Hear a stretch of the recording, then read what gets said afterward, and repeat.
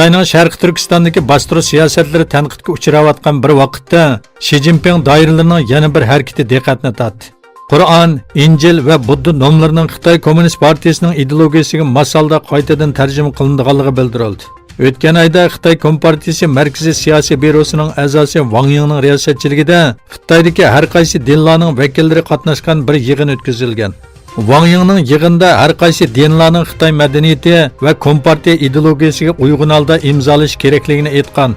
Xitoy Xinhua agentligining xabar qilishicha, diniy mazmunlarning kam-ko'tsiz shaklda qarab chiqarilishi va zarur bo'lganda nomuvofiq mazmunlarning o'zgartirilib, yangidan tarjima qilinishi kerakligi bildirilganmish.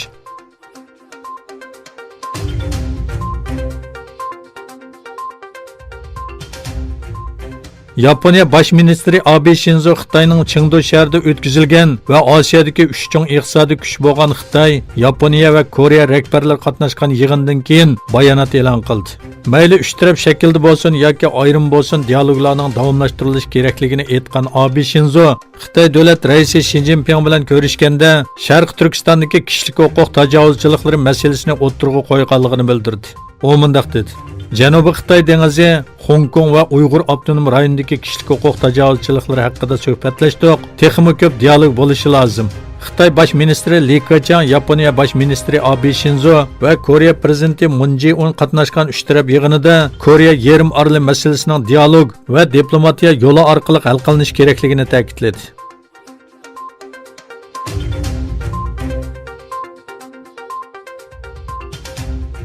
Yalova shahar boshlig'i Vafo Salman Xitoyning Sharq Turkistonda Uyg'urlarga qilayotgan zulmi sababli Xitoyning Panjin shahri bilan bo'lgan qarindosh shahar munosabatini amaldan qoldirganligini bildirdi.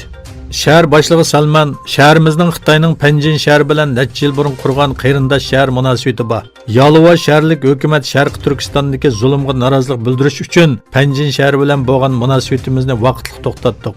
Sharoitlar yaxshilangacha ahvol mushundaq davomlashadi. Yana bir tarafdan Beshiktash qaymaqomi Önder Bakan topshirib olgan mukofotni Xitoy zulmi ostida Sharq Turkistonlik ayollar va bolalarga bag'ishladi.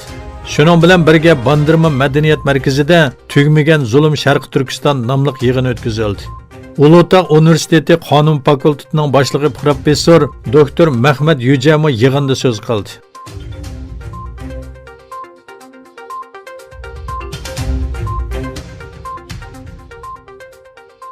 Amerika prezidenti Donald Trump Xitoy bilan bo'lgan savdo kelishimining davomlashganligini bildirdi. U Xitoy bilan savdo kelishimining bitganligini, rasmiyat bo'yicha imzo qo'yish qolganligini aytdi. Muxbirlarning savollariga javob bergan Trump, bir imzo qo'yish murosimi o'tkazamiz. Imzo murosimiga Xitoy davlat raisi Shi Jinping bilan birga qatnashamiz dedi.